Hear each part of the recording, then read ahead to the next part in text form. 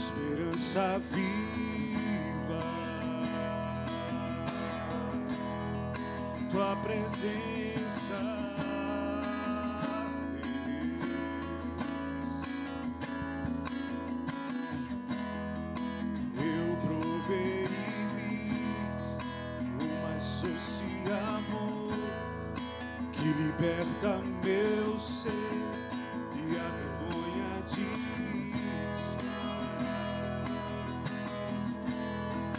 tua presença,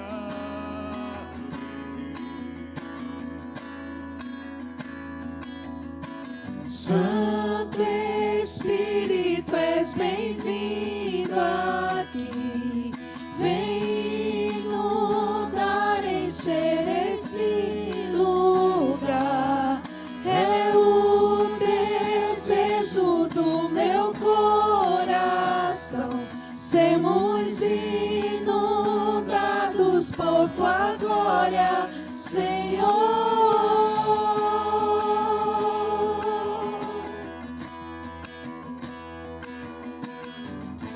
Não há nada melhor.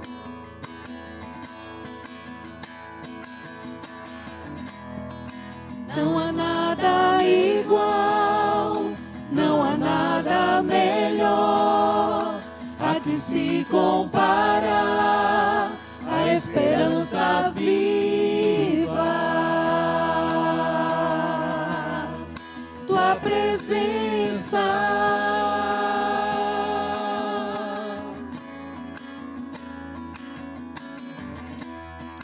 Eu provei e vi o mais doce amor que liberta o meu ser e a vergonha desfaz. Tua presença,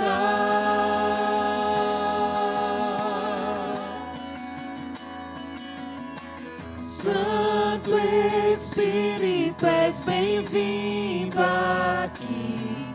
Vem inundar, encher esse lugar. É o desejo do meu coração. Sermos inundados por tua glória, Senhor.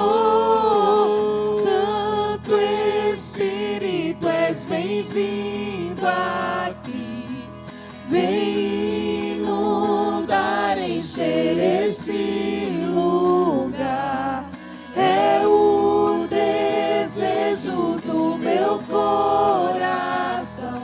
Sermos inundados por tua glória, Senhor.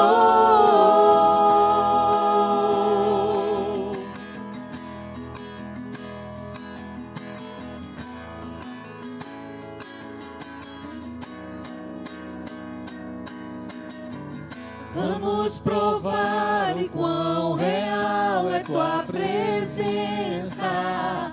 Vamos provar da tua glória e bondade. Vamos provar o quão real é tua presença. Vamos provar da tua glória e bondade. Santo Espírito, és bem-vindo aqui. Cadê a igreja? Inundar, encher. É o desejo do meu coração. Sermos inundados por tua glória, Senhor. Santo Espírito, és bem-vindo aqui. Vem inundar, encher esse lugar. É o desejo do meu coração. Sermos inundados por tua glória, Senhor.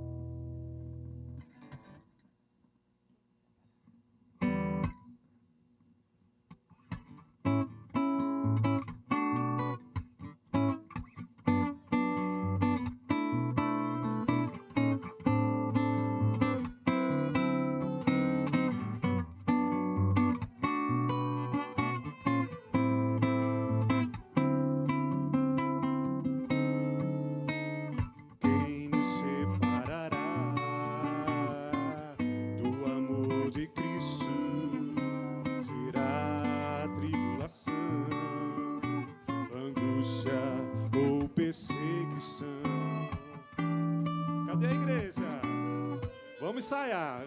Cadê o grupo? Todo mundo? Estou sentindo a igreja tão desanimada hoje pela manhã. É o Enem, vamos fazer o Enem, os irmãos. Novamente.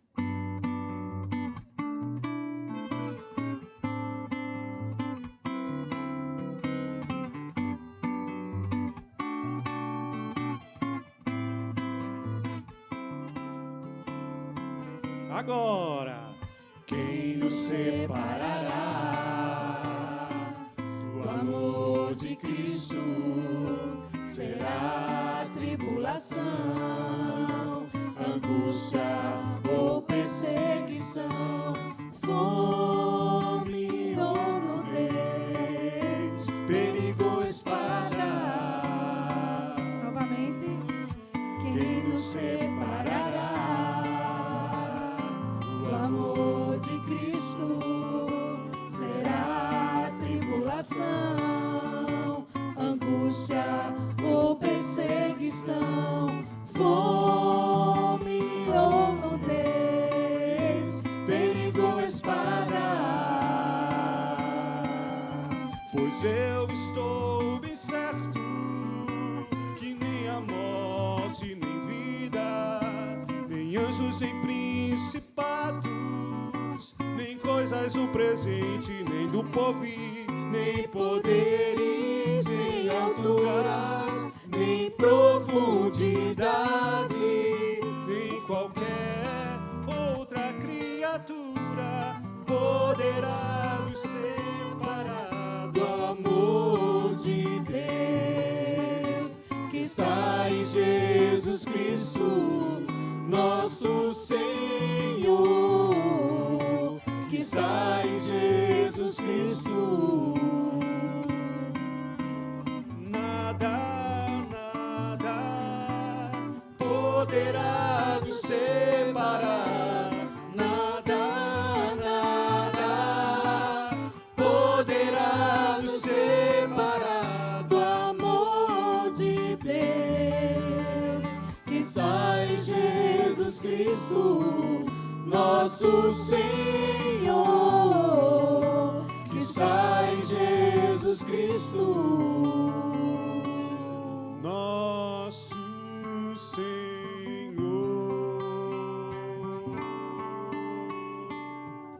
amém.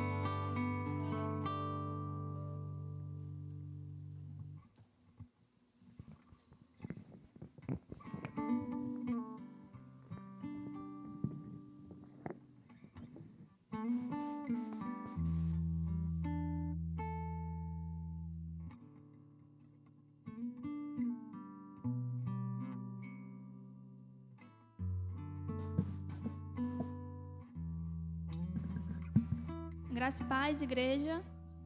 Vamos cantar o hino 154, Firme nas Promessas.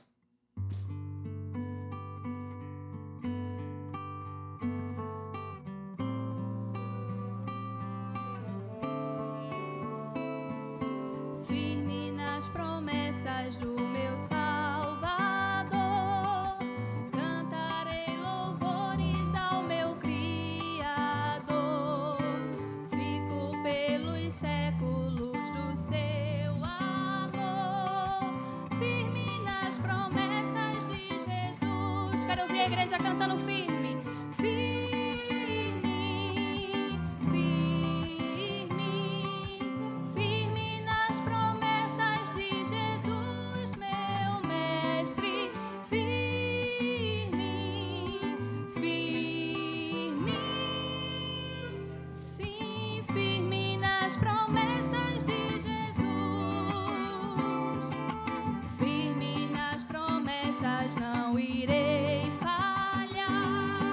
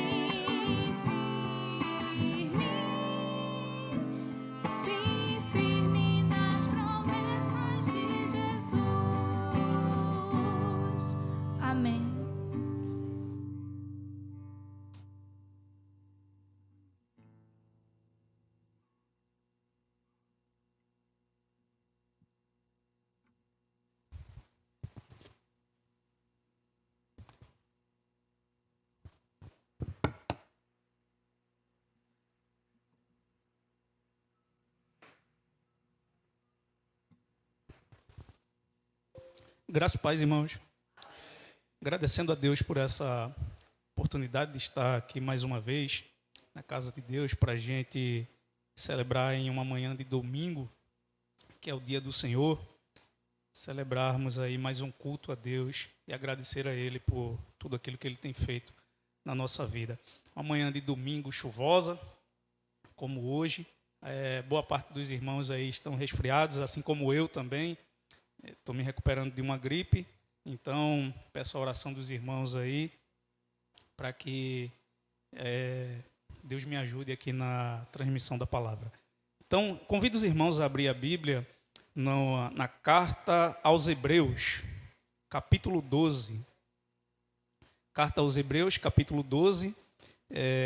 Alguns irmãos já vão perceber que eu acho que das últimas 5 vezes aqui que eu falei, 4 no mínimo foi em Hebreus. Eu tenho estudado um pouco a carta aos Hebreus e tenho encontrado algumas lições importantes aqui que têm servido para a minha vida e tenho compartilhado aqui com os irmãos. Então eu queria meditar com os irmãos em Hebreus 12, do versículo 1 ao versículo 3, diz assim: portanto, também nós, visto que temos a rodear-nos tão grande nuvem de testemunhas, nos livremos de todo o peso e do pecado que tão firmemente se apega a nós, e corramos com perseverança a carreira que nos está proposta, olhando firmemente para o autor e consumador da fé, Jesus, o qual, em troca da alegria que lhe estava proposta, suportou a cruz, sem se importar com a vergonha, e agora está sentado à direita do trono de Deus. Portanto, pensem naquele que suportou tamanha oposição dos pecadores contra si mesmo, para que vocês não se cansem nem desanimem. Apenas esse texto, irmãos, para a meditação da gente. Em outras oportunidades, eu já falei aqui com os irmãos que essa igreja, para quem o autor, que ele é anônimo, ele não deixa o nome dele, ele escreve, mas com certeza era uma liderança da igreja, e ele escreve para essa comunidade dos hebreus, que era uma comunidade que estava sendo perseguida, passando por perseguição. Muitos dos irmãos ali estavam sendo tentados a desistir e a recuarem da fé. Então essa carta, ela tem um tom exortativo. O autor ele está preocupado em encorajar os irmãos a permanecer firmes na fé, a continuar firmes na caminhada cristã. E meditando sobre isso, quando meditamos nesse texto, a gente vai perceber que o autor ele usa uma imagem de uma grande arena ou de uma grande via, onde as pessoas estão correndo e há uma plateia ali acompanhando aquela corrida. Ele usa a imagem, muito provavelmente, dos Jogos Olímpicos, que já acontecia nos tempos bem antes dos tempos do Novo Testamento. E ele usa essa imagem e começa a ilustrar a nossa corrida cristã, na imagem dos Jogos Olímpicos, de uma grande maratona naquela época. E, usando essa imagem, ele começa a falar sobre a corrida cristã e a gente observa que ele começa a definir sobre trechos dessa corrida. Afinal, a nossa vida, sendo refletida como uma caminhada, como uma corrida, uma grande maratona, a gente passa por trechos diferentes. Vai ter trecho na nossa caminhada que é um trecho fácil de percorrer, mas também vão ter trechos de dificuldades, de oposições, trechos mais difíceis de se percorrer. E é basicamente sobre esses trechos difíceis na corrida que o autor vai focar a sua atenção e vai falar aqui para os irmãos dessa comunidade. E percebendo isso, eu vejo que aqui ele traz alguns sofrimentos alguns ensinamentos para os momentos de sofrimentos, para os sofrimentos que enfrentamos na nossa corrida, na nossa caminhada até o nosso destino. E é isso que ele vai refletir aqui conosco, nesse capítulo 12. Ele vai falar para os irmãos que esse trecho da caminhada que os irmãos estavam passando ali, naquele momento, era um trecho sofrido. Eles estavam agora no momento de sofrimento da vida.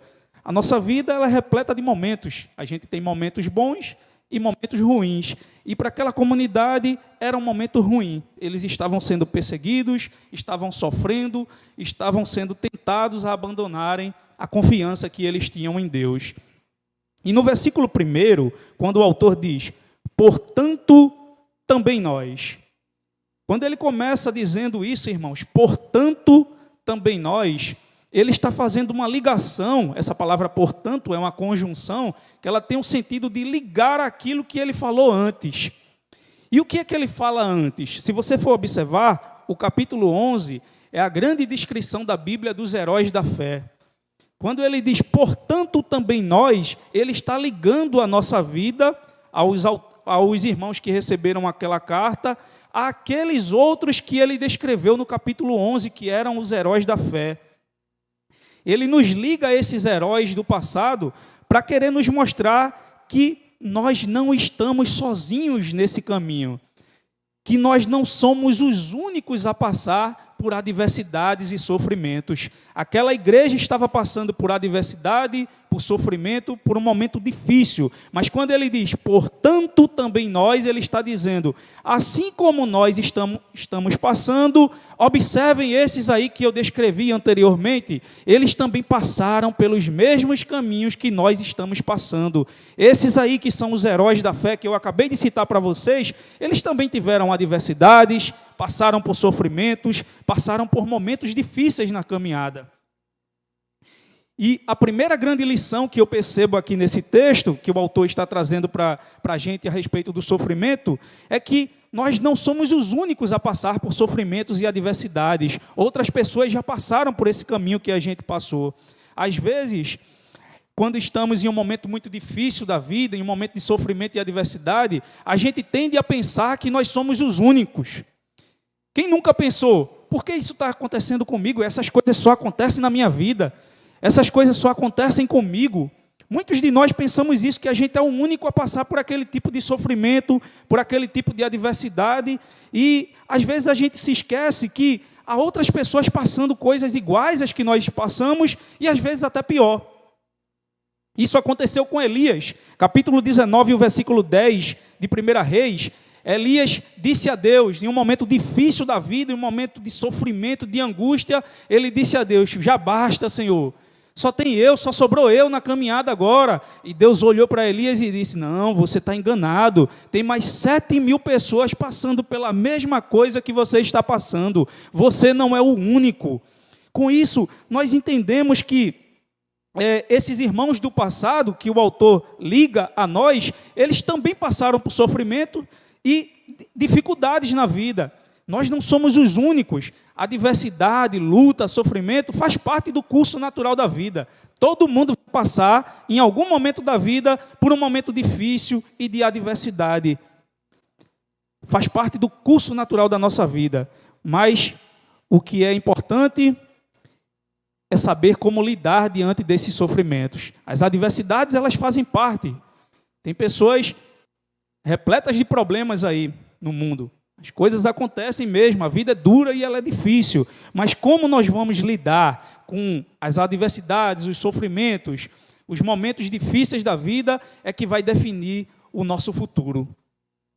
E aqui o nosso autor, ele traz essa ligação e faz com que a gente reflita como foi que esses irmãos do passado, eles lidaram, eles se posicionaram diante dessas adversidades e desses sofrimentos que eles passaram. E ele tenta nos ensinar aqui algumas lições sobre isso. Observando o nosso texto, diz assim, portanto também nós, visto que temos a rodear tão grande nuvem de testemunhas. Essa palavra nuvem, no original, é a palavra, no original grego, que foi escrito no Novo Testamento, é a palavra néfos. E ela tem o sentido de uma multidão. Era como se o autor estivesse dizendo ali, nós temos agora uma multidão de pessoas, é como uma nuvem escura de pessoas que estão rodeando a gente. Tem um monte de pessoas rodeando a gente. O autor está dizendo quando ele diz que temos uma nuvem. E ele continua, essa nuvem de pessoas, ele dá uma característica a essa pessoa, ele dá uma característica. Essas pessoas, elas não são somente pessoas, elas são uma multidão de testemunhas. E aí, irmãos, a gente quando pensa sobre testemunhas, a gente logo vê que aquela figura de julgamento, de juízo. Para que serve uma testemunha? Uma testemunha, ela serve para testificar de que algo é verdadeiro. Por exemplo, quando a gente vai para uma causa, em uma causa judicial, é pedido testemunhas para que confirmem que aquilo que a gente está dizendo é verdade. O juiz vai perguntar: você tem alguma testemunha a respeito disso que você está alegando? Aí você diz: tenho sim. As duas testemunhas, as testemunhas vão chegar lá e vão dizer: eu sou testemunha, isso aconteceu realmente. E o autor está dizendo que nós temos uma multidão de pessoas que parecem mais uma nuvem carregada de chuva, de pessoas que são testemunhas sobre alguma coisa para nós. Mas, então, o que é que essas testemunhas elas têm para testemunhar a nós? Essa é a grande reflexão desse texto, nesse momento que o autor está falando. Essas pessoas, elas são testemunhas da fidelidade de Deus e do cuidado de Deus na vida delas. Todas essas pessoas que passaram por sofrimentos, adversidades e coisas contrárias na vida deles, essa multidão de pessoas, elas têm a experiência do sofrimento, mas eles venceram porque confiaram em Deus, e eles servem como testemunhas para você e para mim, de que confiar em Deus vale a pena e de que a gente pode vencer todas as dificuldades se mantivermos a nossa confiança em Deus. Eles são testemunhas da fidelidade de Deus em nossa vida. O sentido do texto é que assim como esses homens confiaram em Deus e venceram seus conflitos, nós também podemos vencer. E tem uma observação aqui que nós precisamos fazer, precisamos entender de uma vez por todas, que essas pessoas do Antigo Testamento, que são relatados aqui no capítulo 11 de Hebreus, os heróis da fé, eles não eram pessoas diferentes da gente, eles não eram melhores do que nós, eles não eram melhores do que eu e nem melhores do que você. Se você for olhar a lista que o autor faz aqui, ele faz uma lista de pessoas comuns, ele coloca nessa lista Sansão. Se você for olhar a vida de Sansão, é um camarada cheio de problemas morais, cheio de dificuldades, caiu diversas vezes na caminhada. Ele coloca na lista Davi, que também teve os seus problemas, Raabe, que era uma mulher que nem do povo de Israel fazia parte, mas eles estão lá na lista dos heróis da fé. Sabe por quê? Porque eles souberam lidar com as dificuldades. A diferença deles para nós é porque quando eles estavam em momentos de aflição e de dificuldades, apesar de serem pessoas cheias de defeitos, eles souberam confiar no Deus que eles serviam. E essa é a reflexão do autor. A grande nuvem de testemunhas testificam para nós da fidelidade de Deus. Deus é fiel e a gente precisa confiar nele nos momentos de adversidade. No capítulo 11 e o versículo 40, se você voltar, no capítulo 11 e o versículo 40, se você voltar um versículo aí do texto que nós lemos, vai dizer assim: porque Deus tinha previsto algo melhor para nós, para que eles, sem nós, não fossem aperfeiçoados. Sabe o que o autor está dizendo? Que essa grande nuvem de testemunhas, essas pessoas que já terminaram a corrida deles, que estão ao nosso redor, eles têm interesse na nossa vitória. Eles também se interessam pela nossa vitória, porque eles só vão completar a vitória dele depois que você chegar lá na caminhada, depois que você e depois que eu chegarmos e rompermos a linha de chegada dessa grande corrida, é que se completa a vitória deles. Porque essa corrida, irmãos, ela é uma corrida de equipe. É uma equipe, os santos do passado já completaram a corrida. Aqueles irmãos que caminharam com a gente, que já nos deixaram, eles já completaram a corrida. E eles só vão ter a vitória final deles depois que a gente também completar a corrida. Então, eles têm interesse na nossa vitória. A primeira grande lição que eu aprendo é que não somos os únicos a passar por adversidade. Mas a segunda grande lição, na continuidade do versículo, é que precisamos tomar cuidado com as coisas que nos atrapalham. É uma recomendação, ele recomenda que devemos tomar cuidado com coisas que nos atrapalham na nossa corrida. O versículo diz assim, versículo 1: livremo-nos de todo peso e do pecado que tão firmemente se apega a nós. Na jornada cristã, nós temos inimigos que surgem no nosso caminho, coisas que aparecem para dificultar o nosso progresso e o nosso crescimento na fé em Deus. Essa palavra, livremo-nos de todo peso, em algumas traduções é desembaraçando-nos de todo peso e do pecado que tenazmente nos assedia. Essa palavra no original grego é apoteteme. Apoteteme é uma palavra que significa renunciar, é colocar renúncia, é descartar aquelas coisas que não são proveitosas. Ele traz 2 cuidados para que a gente tenha na nossa corrida. O primeiro cuidado é cuidado com o peso. Ele diz que nós devemos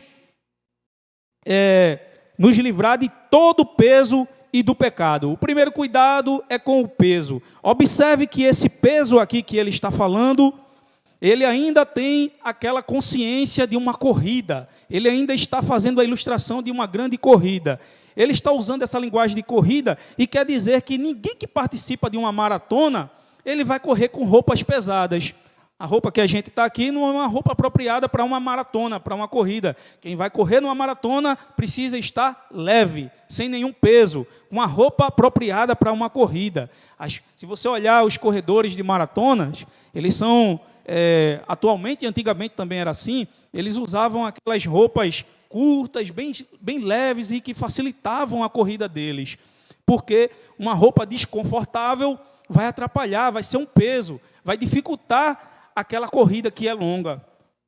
Então, os atletas antigos, como os de hoje, também faziam isso. E o autor, quando diz para a gente se livrar de todo peso, ele está pensando nisso, que a gente tem que correr essa corrida de forma apropriada, sem nada que dificulte, que atrapalhe, que torne a nossa corrida mais lenta do que deveria ser. Esse peso, se você observar no texto, ele fala de peso e pecado. Então, peso não é pecado, peso é diferente de pecado. Ele não está dizendo aqui que o peso é pecado. Apesar dessas coisas que são peso na nossa vida não serem pecados, não ser um pecado, mas elas também atrapalham a nossa caminhada. São coisas que, apesar de não ser pecado, vai nos tornar mais lento no nosso progresso, na nossa caminhada diante de Deus. E que coisas são essas? O autor não diz que coisas são essas, mas certamente a comunidade para quem ele escreveu tinha consciência do que eram essas coisas que atrapalhavam a caminhada deles.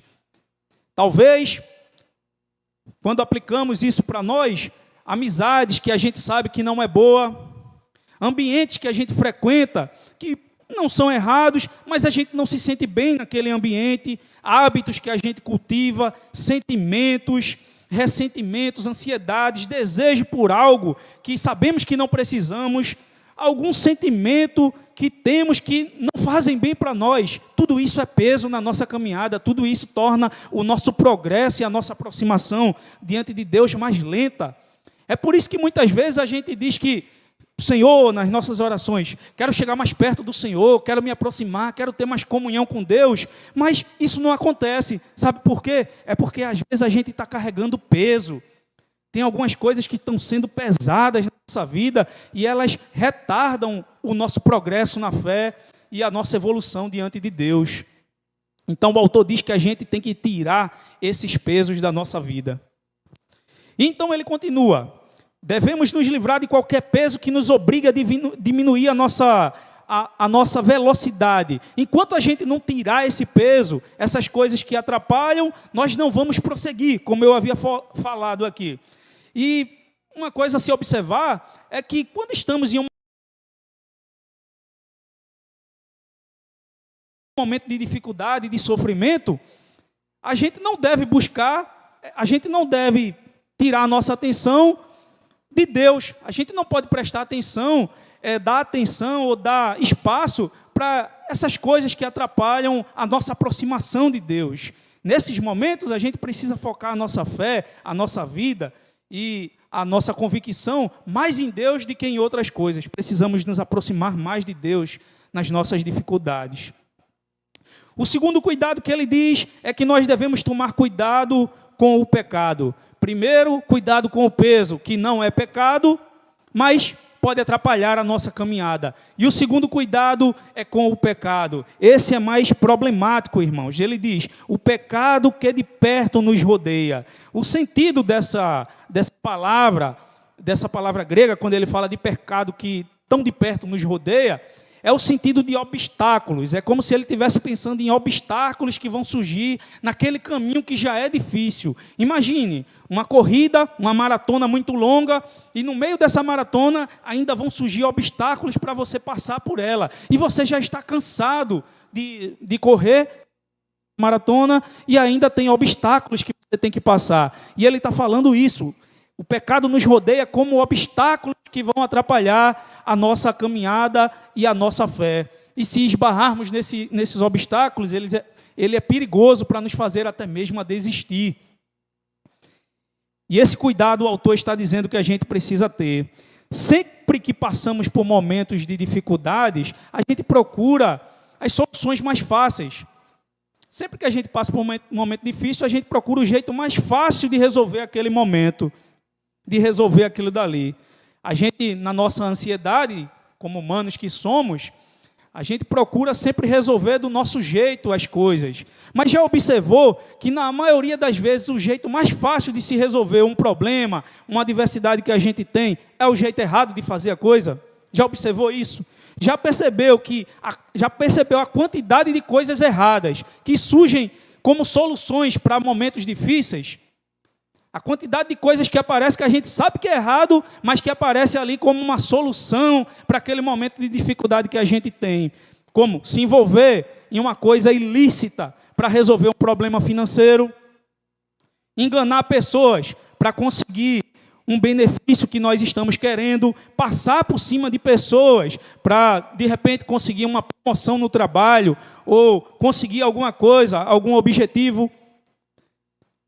São coisas erradas que surgem como soluções prováveis, até mais fáceis para a gente, mas que no final vai nos levar à destruição, porque o pecado vai fazer a gente parar na nossa caminhada, vai fazer a gente parar na nossa corrida da fé. E é contra isso que o texto nos alerta. É como se ele estivesse dizendo, descarte o seu jeito de resolver as coisas e confie em Deus para fazer as coisas do jeito dele. Como se o autor estivesse dizendo aos irmãos, confie em Deus para resolver as coisas do jeito de Deus e descarte o seu jeito de resolver as coisas. Essa é a mensagem que ele está passando para os irmãos. O pecado sempre vai surgir como uma solução mais viável para a gente resolver os nossos conflitos. Mas nós preferimos confiar em Deus. Essa é a mensagem do autor para aquela comunidade.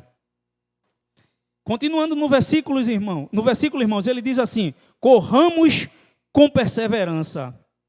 A partir daqui eu consigo entender que há aqui uma outra grande lição, e a grande lição seria como devemos nos comportar nas adversidades. O autor, a partir daqui, ele diz, corramos com perseverança. Aqui ele vai começar a dar uma dica, ou algumas dicas para os irmãos ali daquela comunidade, de como eles deveriam lidar com o sofrimento e as adversidades da vida. E ele diz que a primeira dica que os irmãos deveriam ter era a dica da perseverança. Eles precisavam ser perseverantes na sua caminhada, na sua corrida. Quem vai correr uma maratona, irmãos, quem é corredor aqui, quem gosta de correr, sabe que uma maratona ela é longa. Cerca de 40 quilômetros é uma maratona. E você não pode dar tudo de si no começo da maratona. Você tem um ritmo para correr. Você não pode correr nem muito rápido, nem muito devagar para não ficar para trás. Você tem um ritmo que deve ser constante. Isso tem a ver com perseverança. Perseverança é ser resistente, inabalável, ser constante naquilo que se faz. E o autor está dizendo que a gente tem que correr essa maratona da fé, essa maratona que é a nossa vida com Deus, de forma constante e perseverante. Mesmo que seja uma maratona longa, uma corrida longa, a gente tem que ser perseverante. Quando eu estava estudando o texto, as anotações de um teólogo do passado, Orton Wiley, um teólogo nazareno, ele diz que não devemos permitir que a fadiga nos pare. Não devemos olhar com inveja aqueles cuja vida parece mais fácil. Não devemos nos comparar com os outros. Já observou? que às vezes, num momento difícil, de luta, de adversidade, a gente começa a se comparar com o irmão e começa a dizer, mas rapaz, a vida daquele irmão parece ser tão mais fácil do que a minha. A vida de determinada pessoa parece ser tão mais fácil do que a minha, porque isso só acontece comigo e a vida de outras pessoas parece melhor. É um engano nosso, irmãos. Como eu disse, isso é uma grande maratona. A gente está passando por um trecho da caminhada que talvez Esmeraldina já passou. Ou que talvez ela ainda vai passar. Por isso que às vezes parece mais fácil para mim, ou mais fácil para alguém, porque ele já passou por isso que você está passando. Ou talvez ele ainda não chegou nesse trecho e vai passar lá na frente. Então, é uma grande corrida. E o que importa é correr. Todos nós vamos correr nessa caminhada. Ele traz mais uma coisa para a gente observar. Ele diz, a carreira que nos está proposta. Observe, a carreira que nos está proposta. Essa carreira que nos está proposta, ela foi proposta por Deus. O próprio Deus, na sua soberania, permite que eu e você passemos por esse tipo de situações, por esse tipo de momento na nossa vida. Não foi ninguém que colocou você ali, foi o próprio Deus que permitiu. Se há uma coisa ruim, Ele não fez aquilo diretamente, mas Ele está usando daquela coisa ruim para cumprir os seus propósitos na sua vida e na minha vida. Então essa carreira foi proposta por Deus. Foi Deus que nos colocou nessa carreira. Falando sobre perseverança ainda, sobre a necessidade de ser perseverante, eu queria deixar como ilustração a vida da corredora, uma sueca, Gabriela Andersen. Ela correu nas Olimpíadas de 1984. Nos Jogos Olímpicos de 1984, ela participou de uma maratona de 42 quilômetros que aconteceu em Los Angeles, nos Jogos Olímpicos de verão. Um calor castigante que estava acontecendo ali nos Estados Unidos. Era a primeira vez que uma mulher ia correr numa maratona. As mulheres até 1984 nunca tinham corrido uma maratona olímpica. E ali era a primeira vez. E essa corredora, Gabriela, ela sabia que não podia ganhar a maratona. Ela sabia dos limites dela e sabia que não ia correr lá na frente com o povo da frente. Mas ela tinha um propósito que era terminar a corrida. Essa mulher se tornou a mulher mais famosa, ou a pessoa mais famosa dos Jogos Olímpicos de 84. Se você colocar no Google ou no YouTube, Jogos Olímpicos de 84, destaques, você vai ver essa mulher como destaque. E o interessante é que ela não ganhou a corrida. Ela é destaque pelo exemplo de perseverança que ela teve. Quando ela estava correndo naquela corrida, ela diz que passou por um ponto de hidratação e não se hidratou naquele ponto de hidratação depois dos 40 quilômetros que ela já tinha corrido. E ela perdeu a última chance de tomar água. E aquilo afetou o seu corpo de uma maneira tão grande que ela começou a se desidratar e ter dificuldades em correr. Ela estava quase parando, os médicos começaram a acompanhar ela na corrida e quando quiseram atender ela rejeitou a ajuda dos médicos para não ser desclassificada, porque o propósito dela era completar a corrida. E você vai ver aquela cena daquela mulher correndo, se debatendo para correr. Ela nem corria mais, ela andava puxando da perna, faltando metros para o final da corrida, e ela disse que na cabeça dela só tinha um propósito, que era terminar a corrida. Ela sabia que não ia ter outra chance, porque ela já tinha 39 anos e não ia poder correr em outra vez, mas ela foi perseverante, lutou contra o seu próprio corpo e terminou a corrida. E é isso que o autor está dizendo a gente. A intenção dele é mostrar que a vida cristã é como uma grande maratona em que nós precisamos ser perseverantes nessa corrida se nós quisermos chegar até o final. Você e eu precisamos de perseverança para chegar até o final dessa corrida, até mesmo nesses momentos difíceis que a gente está passando. A segunda dica que ele diz é que devemos confiar na vontade de Deus. Como eu disse, a carreira que nos está proposta foi Deus que colocou no nosso caminho e a gente precisa confiar que Deus é sábio e sabe o que Ele está fazendo. No restante do versículo, ele diz assim: olhando firmemente para o autor e consumador da fé. Aqui está a terceira grande dica do autor para a gente que está passando, para quem estiver passando um momento de dificuldades na corrida. Ele diz que devemos manter os olhos fixos na linha de chegada, os olhos fixos no autor e consumador da nossa fé.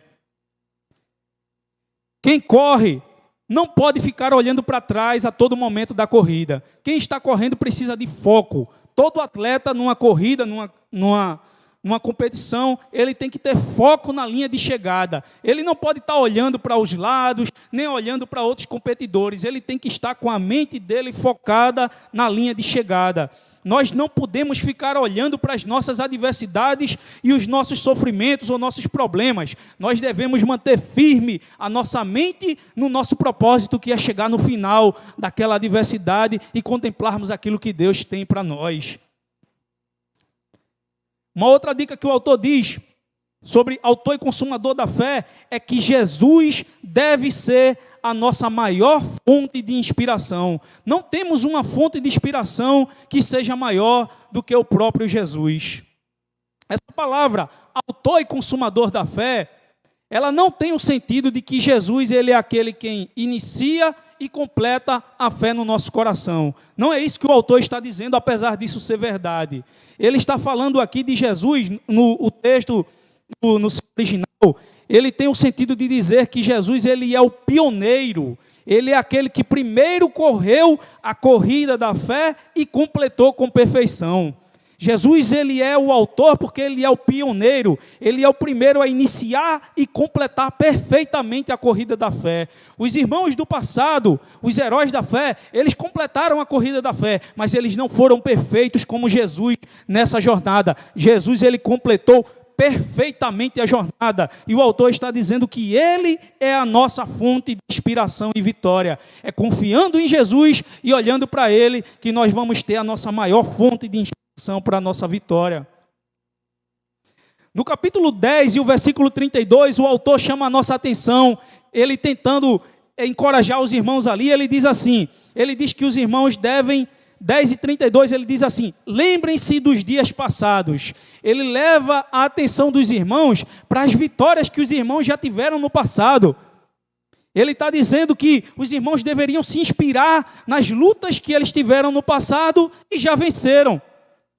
Irmão Nido, já teve dificuldades no passado e já venceu essas dificuldades. Vitor, todos nós já passamos por dificuldades no passado e já vencemos as dificuldades. E o autor está dizendo, se inspire na sua vitória do passado. E depois ele continua, com o capítulo 11 ele diz, se inspire na vitória dos heróis da fé. É como se ele estivesse dizendo, as experiências desses grandes homens de fé, eles também servem para inspirar a nossa fé. A vitória deles também garante inspiração para a nossa vitória. E então aqui, irmãos, no capítulo 12, o versículo 2, ele chama a nossa atenção para o nosso maior exemplo de inspiração, que é Jesus. Ele diz, você já se inspirou no seu passado e talvez não está gerando força para você continuar na caminhada, para você vencer mais uma vez. Você já se inspirou na vitória de outras pessoas, mas talvez ainda não seja o suficiente. Aí ele diz, eu vou lhe dar uma inspiração maior. Se inspire em Jesus. Se inspire em Jesus como alvo, porque ele é o mais perfeito exemplo de superação e perseverança na caminhada da fé. Jesus é o maior exemplo que nós temos de fé.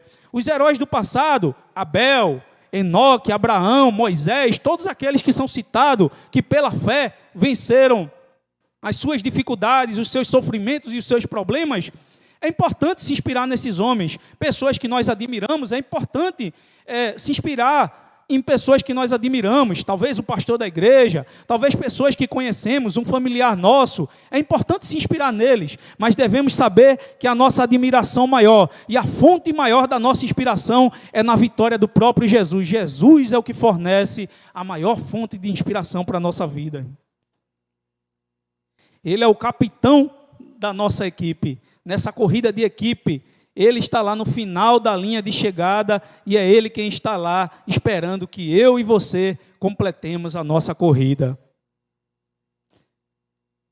Concluindo, irmãos, versículo 2 diz, Jesus, o qual em troca da alegria que lhe estava proposta, suportou a cruz sem se importar com a vergonha e agora está sentado à mão direita de Deus. Aqui eu vejo mais uma grande lição, a nossa quarta grande lição do texto. O autor está dizendo, ele termina as dicas e agora ele continua a quarta grande lição, quando ele diz que devemos se inspirar em Jesus, o qual troca a alegria, em troca da alegria que lhe estava proposta, suportou a cruz e a vergonha. A quarta grande lição que eu observo aqui é que quanto mais difícil é o caminho, melhor é a recompensa. Nada que vem fácil é bom. As coisas boas geralmente são coisas difíceis. E o autor ele diz que em troca da alegria que lhe estava proposta, ele está dizendo que Jesus, em troca da alegria futura que o Pai ia dar a ele, em troca da alegria que lhe estava proposta, ele suportou a cruz. É como se Jesus estivesse contemplando o final das coisas, o resultado final dessa corrida. Jesus estava passando por um momento de dificuldade e de sofrimento, mas ele estava com os olhos dele no final da corrida, naquilo que vinha depois. Ele estava vendo o final dos seus esforços. E por isso ele suportou a vergonha da cruz, não fazendo caso dessa vergonha. Observe uma coisa aqui, irmãos. No capítulo 21 e o versículo 23 de Deuteronômios, a Bíblia diz que é maldito todo aquele que for pendurado no madeiro. Paulo repete isso em Gálatas 3:13. Isso para Jesus ser pendurado numa cruz, quando o autor diz que ele suportou a vergonha na cruz, era uma vergonha de verdade, irmãos. Para a gente é alegria saber da cruz, a gente fala da cruz com alegria e com satisfação, mas para Jesus aquilo dali era uma vergonha terrível, porque ser pendurado na cruz, só eram pendurados em cruzes os criminosos do Império Romano, os inimigos do Império, pessoas que eram criminosas. Então Jesus para o Império Romano era um criminoso qualquer que estava sendo crucificado. E para os judeus era uma vergonha maior ainda, porque ele era considerado maldito de Deus, era como se Deus estivesse amaldiçoando aquela pessoa que era pendurada na cruz. Então imagine o que os judeus estavam fazendo com Jesus. Quando os judeus crucificaram a Jesus e pediram a crucificação dele, eles estavam querendo tornar Jesus maldito para a religião deles. Aquilo era uma vergonha terrível para Jesus, mas ele suportou a vergonha da cruz, não fazendo caso desse sofrimento por causa da alegria que vinha depois. O sábio Salomão diz que melhor é o fim das coisas do que o começo delas. E Jesus estava olhando justamente para o fim das coisas. E que recompensa era essa? Qual era a alegria que estava proposta para ele? Isaías 53:11 diz: ele verá o fruto do trabalho penoso de sua alma. Sabe esse trabalho penoso de passar na cruz, de sofrer aquela vergonha, aquela dificuldade toda que ele passou, todo aquele sofrimento dele. A vida de Jesus era uma vida de sofrimento. Sabe o que ele estava vendo como recompensa do fruto penoso do seu trabalho? O versículo 11 de Isaías 53 diz: e ficará satisfeito, o meu servo justo com o seu conhecimento justificará muitos. O penoso trabalho dele, a alegria que lhe estava proposta, era justamente eu e você estarmos aqui. Ou melhor, era para que eu e você nos encontrássemos com ele no final daquela corrida. No final da nossa corrida, ele já viu que valeria a pena passar por tudo aquilo, porque ele sabia que no final dessa corrida, você e eu estaríamos lá para dar um abraço nele e encontrarmos com ele no final da nossa corrida. A cruz não é o objetivo final, ela apenas é um caminho de acesso para o trono de Deus. Jesus precisou passar pela cruz, mas a cruz não era o destino final dele. A cruz era somente o caminho de acesso para que ele chegasse no trono dele. O nosso sofrimento, esse sofrimento, irmão, que você está passando, essa adversidade, irmão, que você está passando, não é o sentido final da sua vida, não é o objetivo final. É apenas um caminho que você tem que passar para que Deus coloque você no lugar onde ele quer lhe colocar. Esse é o sentido do texto que o autor está dizendo. Melhor é o fim das coisas do que o final delas. E para completar, irmãos, a última grande lição, o versículo 3 diz: portanto, pensem naquele que suportou tamanha oposição. A quarta lição é que o nosso sofrimento não é comparado em nada ao sofrimento de Jesus. Os leitores são exortados a pesar em balança. Essa palavra pensar, ela no original grego, ela tem o sentido de pesar. Era como se o autor estivesse dizendo, olha aí, pare um pouquinho, irmãos. Você que está pensando em desistir dessa situação que você está passando, pare aí, pese. Pese aí o seu sofrimento e os sofrimentos de Jesus. Olhe para a sua vida e a vida dele. E veja se você tem razão para desistir. Jesus, irmãos, era pobre, de uma vila desprezada em Israel, Nazaré. Era um vilarejo que ele morava. Era de um país escravo de Roma, um país dominado. Teve de trabalhar duro a sua vida inteira como carpinteiro, que era como se fosse o pedreiro de hoje. Enfrentou a descrença da família. A família não acreditava nele. Os irmãos deles não acreditavam. Enfrentou a oposição dos religiosos da época. Ninguém queria ele na igreja, na sinagoga. Ele era expulso das sinagogas direto. Foi rejeitado pelo seu povo, traído pelos seus amigos, por Judas e os apóstolos, abandonado pelos seus discípulos, caluniado, julgado injustamente e foi morto pelos seus compatriotas. Você é pobre? Mora numa casa modesta? Ele também era pobre, morava numa casa modesta. Você sofreu alguma humilhação? Ele também. Alguém magoou você? Alguém te desprezou? Adivinha? Com ele também. Ele foi julgado, foi caluniado, igual a tudo que você está passando. Tudo que eu e que você passamos nessa vida, ele já experimentou. O autor está dizendo o seguinte para a gente, irmãos, é que ele é o que melhor compreende as nossas necessidades, porque Jesus também passou pelo sofrimento. Ele sabe o que é sofrer, e já que ele sabe o que é sofrer, ele sabe que esse momento que a gente passa causa tanta angústia na vida da gente, então apresentemos a ele as nossas necessidades, apresentemos a ele os nossos sofrimentos. Quero concluir, irmãos, dizendo que sofrimentos e adversidades fazem parte da nossa vida. São partes da vida humana, mas como lidamos com ele é o que vai garantir o nosso sucesso no final. Que nós aprendamos essas preciosas lições e continuemos correndo até o final dessa jornada e dessa caminhada da fé. Amém?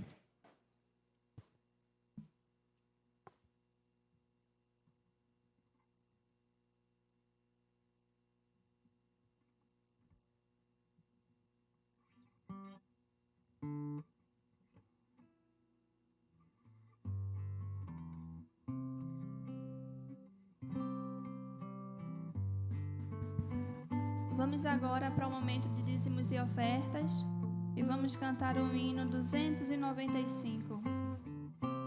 Tudo entregarei, a primeira, a segunda e a terceira estrofe.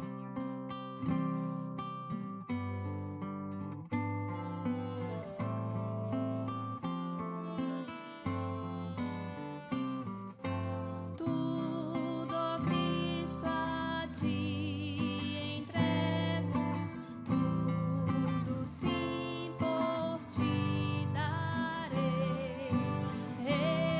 Resoluto, mas submisso, sem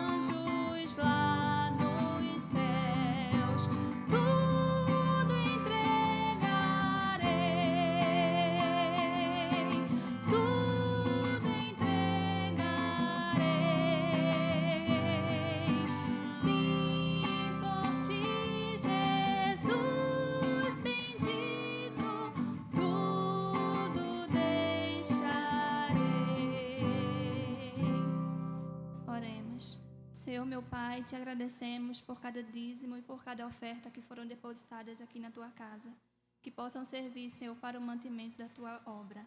Abençoa aquelas pessoas que puderam colaborar e também aquelas que não puderam. Tu as sondas e tu a conheces. Continua nos abençoando, Senhor, que eu te peço e te agradeço. Em nome de Jesus, amém.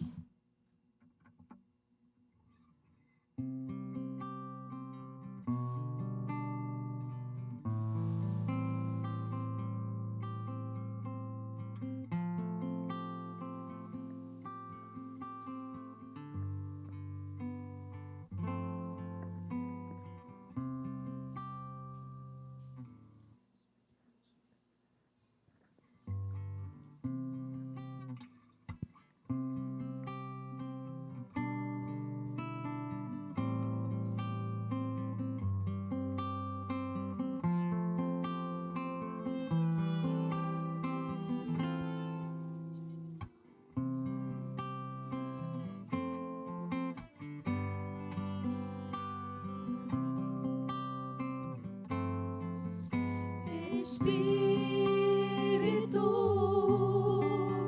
enche a minha vida, enche-me do teu poder, pois em ti eu quero ser. Espírito, enche o meu ser. Espírito, enche a minha vida. Espírito, enche a minha vida, enche-me do teu poder, pois em ti eu quero ser. Espírito, enche o meu ser.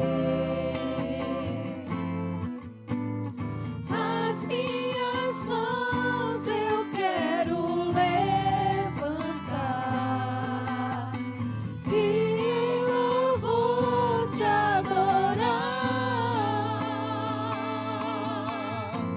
Meu coração eu quero derramar diante do teu altar.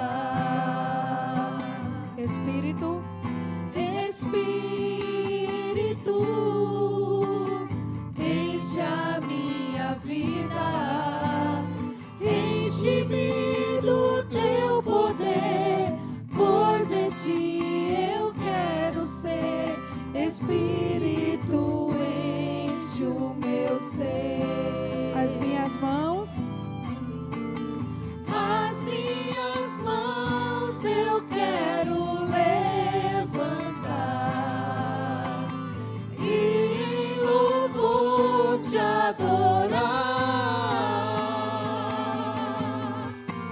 Meu coração eu quero derramar diante do teu altar. Diante Do teu altar, diante do teu altar. Vamos ficar em pé? Vamos cantar uma musiquinha mais animadinha.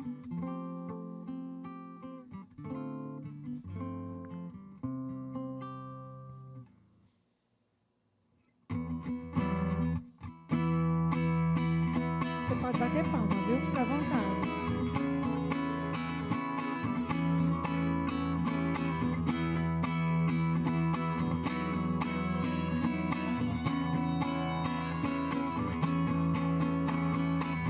Eu me rendo a ti perante os homens, perante tudo. Quero que o universo seja minha testemunha. Vou erguer perante o teu trono minha adoração e levar com ela toda a minha gratidão, Senhor. És o motivo da minha alegria. Deus meu, és o caminho distante do mundo. te alegrar com meu louvor. Eu quero te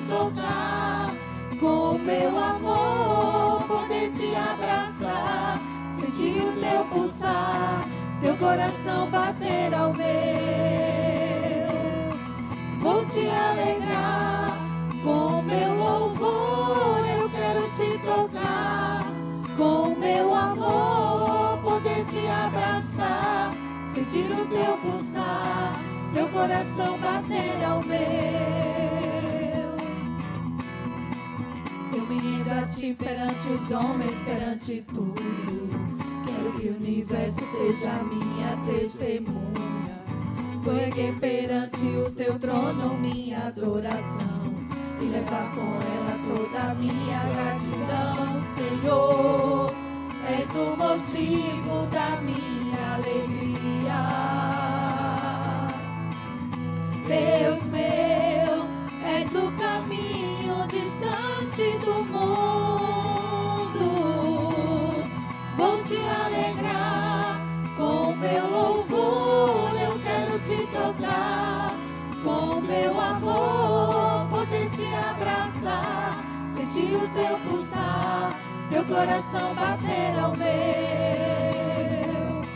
Vou te alegrar com meu louvor, eu quero te tocar com meu amor, poder te abraçar, sentir o teu pulsar, teu coração bater ao meu. Te amo, te adoro,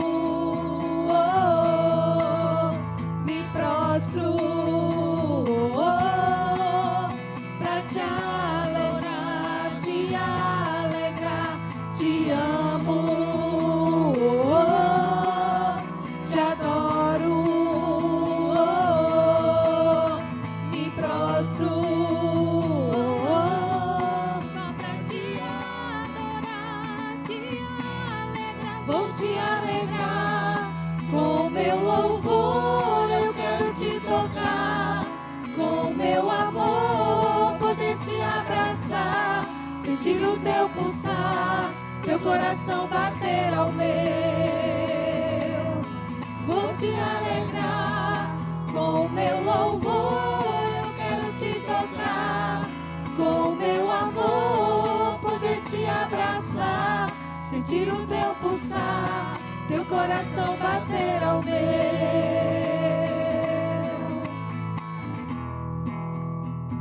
Amém.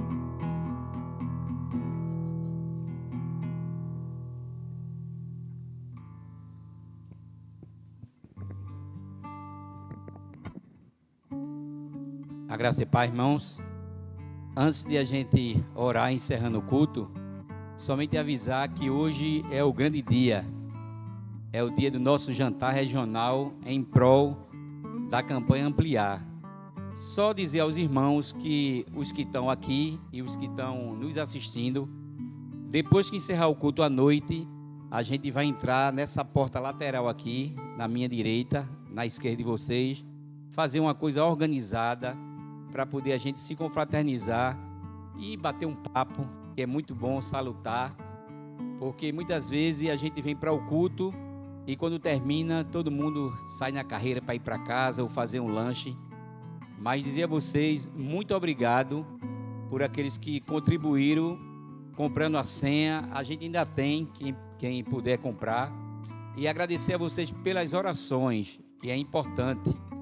Se Deus quiser, a meados de fevereiro, a gente vai estar demolindo esse último prédio aqui para poder a gente elevar essa laje e terminar essa etapa, porque eu tenho certeza de tudo que foi pregado aqui, que foi cantado, muitas almas vão se render aos pés do Senhor. E aí a gente precisa dar um conforto a essas pessoas quando chega na igreja. E é o que essa igreja tem feito há 42 anos, amém? Eu pedi aos irmãos que se coloquem de pé e também dizer que o pastor Erivaldo não está presente agora pela manhã, porque ele está fazendo a transição na igreja lá em Escada, em Alvorada, onde o pastor Sérgio Marinho pregava lá e pastoreava aquela igreja, tá certo? Eu vou aqui convidar o nosso irmão Nildo para vir aqui à frente fazer essa oração final e a gente vai se dividir em classe, porque a gente vai participar da maior faculdade do mundo, né, Creuza? E é 0800. que é a Escola Bíblica Dominical. A graça e a paz do nosso Senhor e Salvador Jesus Cristo. Amados irmãos, hoje nós aprendemos que nós temos que perseverar.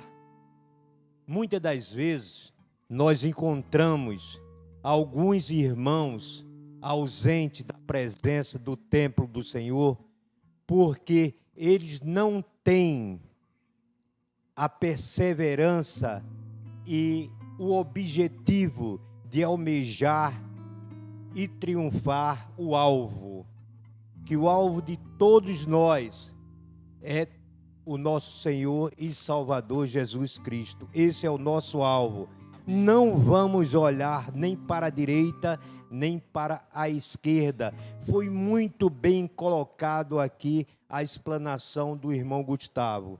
Nós só temos a agradecer porque quando aqui chegam aqueles para passarem a mensagem da Bíblia Sagrada, sabem realmente o que estão fazendo. Agradeço a oportunidade e assim oremos. Pai amado, Pai celestial, Pai querido, soberano Deus, te agradecemos por estarmos aqui reunidos nesta manhã de domingo, que tudo que foi feito até agora foi para ti, meu Deus, meu Pai. Aceita e fazei com que logo mais à noite todos aqui participem e contemplem mais uma etapa na casa do Senhor, para a honra e glória do teu santo nome. Assim seja. Amém.